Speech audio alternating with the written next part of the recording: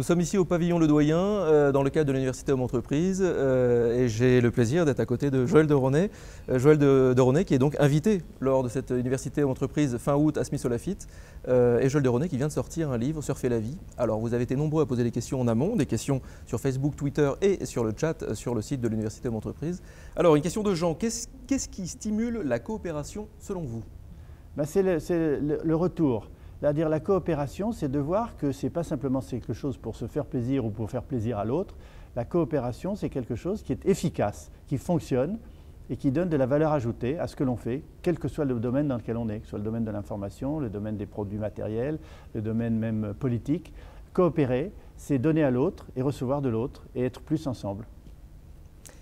Une question de Béatrice, Béatrice sur Twitter. Les flux d'informations favorisent-ils la coopération ou accentuent-ils l'isolation des individus? Plus maintenant. Dans les premières phases de ces réseaux sociaux ou même des blogs, disons, on avait l'impression que les gens s'isolaient un petit peu sur le moi-moi, le moi-je, la société du soi. Et comme le disait très bien Sherry Turkle, cette écrivaine américaine du MIT, dans son livre Alone Together, on est seul ensemble. Mais maintenant, les choses sont vraiment en train de changer. Il y a le IRL, in real life. Les gens veulent se voir, veulent partager, veulent échanger. Et donc, ce sont des catalyseurs d'échange, à la fois virtuels, mais aussi, heureusement, réels. Et du coup, un des gros objectifs de la société de demain, c'est de combler ce fameux clivage, cette fameuse fracture numérique entre les générations qui ne comprennent rien à Internet et celles qui vivent dans l'Internet. Alors, je parle beaucoup dans mon livre. J'ai tout un chapitre sur ce que j'appelle la coéducation intergénérationnelle. Le mot est un peu fort, mais c'est bien ça. C'est que les seniors peuvent aider les jeunes à contextualiser l'information qu'ils reçoivent. Le flux d'informations, à mon avis, est trop riche. Il conduit à ce que j'appelle l'infobésité. Et les jeunes peuvent aider les seniors à mieux comprendre les outils du numérique pour donner du sens à leur vie. Et de plus en plus de seniors utilisent les outils du numérique. Donc je pense qu'il y a une coopération dont nous parlions qui est en train de s'établir pour l'avenir. Jonathan, sur le chat, pose une question. La nature même de l'homme tend-elle plutôt vers la coopération ou la compétition? Elle a été naturellement de compétition, puisqu'on était dans la société des rapports de force, on l'est toujours. La compétition est essentielle pour les entreprises, la concurrence aussi. Mais progressivement, en découvrant l'autre, à travers les médias, maintenant à travers les médias sociaux, à travers le chat, à travers les forums, à travers l'échange d'idées, à travers le peer-to-peer, l'autre ne devient plus un étranger, quelqu'un d'étrange, quelqu'un peut-être même de dangereux, mais devient quelqu'un dont on peut commencer à comprendre les valeurs, les idées, le sens, d'où l'empathie, qui est se mettre à la place de l'autre pour comprendre ses émotions et ses sentiments. Et ceci se met progressivement en place. Donc on sort progressivement d'une société de la compétition acharnée pour aller vers une société de la coopération.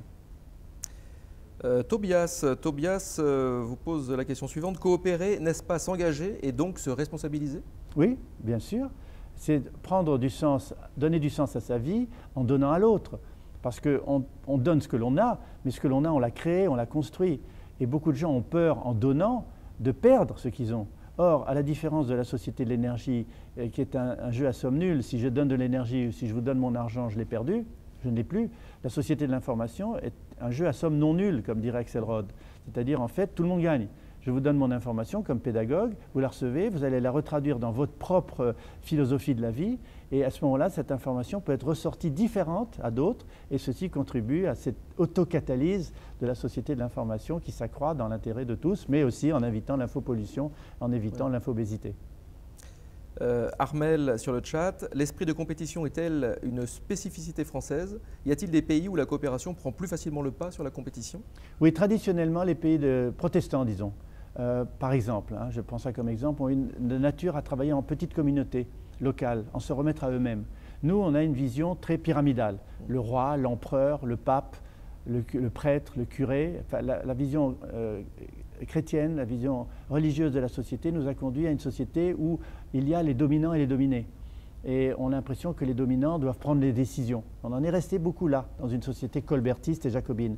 On espère qu'on va s'en sortir, en tout cas en France. On est très marqué par ça. Et si on s'en sort, ben là, on va vers l'échange, vers la coopération, vers la création collective et l'intelligence collective. Mais on n'y est pas encore, mais chacun d'entre nous faisons des efforts dans ce sens. Est-ce qu'il y a des exemples à l'extérieur, hors de nos frontières, qui pratiquent de plus en plus? Oui, dans les pays anglo-saxons en général, dans les pays nordiques en général, en Suède notamment, au Danemark, en Finlande, dans les pays latins, il y a plus de rivalité d'ego traditionnelle.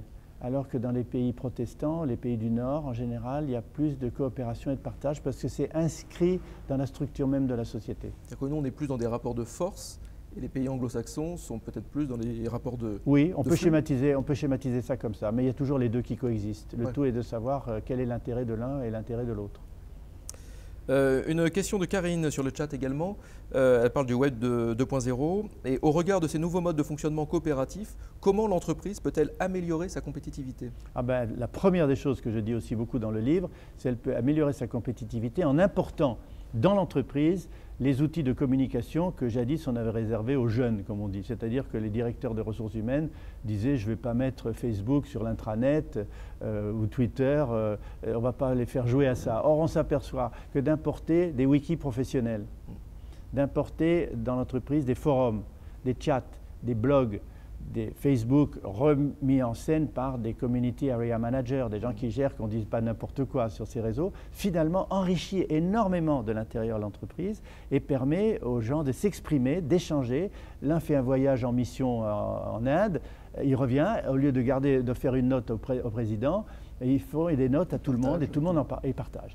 Donc je crois que ces réseaux d'entreprise sont essentiels en interne, mais en important les grands outils qui ont fait la force du net et qui étaient portés par la génération Y et qui permettent aussi de préparer l'entreprise à la génération Y parce que l'entreprise apparaîtra moins pyramidale, moins hiérarchique, moins structurée, favorisant ainsi la créativité et l'intelligence collective. Et pour améliorer également la compétitivité de l'entreprise, est-ce que vous pouvez nous dire juste un petit mot sur votre méthode, sur votre approche systémique, sur votre méthode de rangement et votre méthode de veille, de recherche, de gestion du temps? Surtout. Alors, la stratégie de l'entreprise se fonde sur une approche systémique, c'est-à-dire au lieu d'être linéaire comme une recette de cuisine, on fait ça, on fait ça, on fait ça, on fait ça, on fait tout en même temps et en synergie avec au centre de mon hexagone, enfin on peut imaginer un hexagone avec 6 points au point de l'hexagone et au centre, évaluation permanente.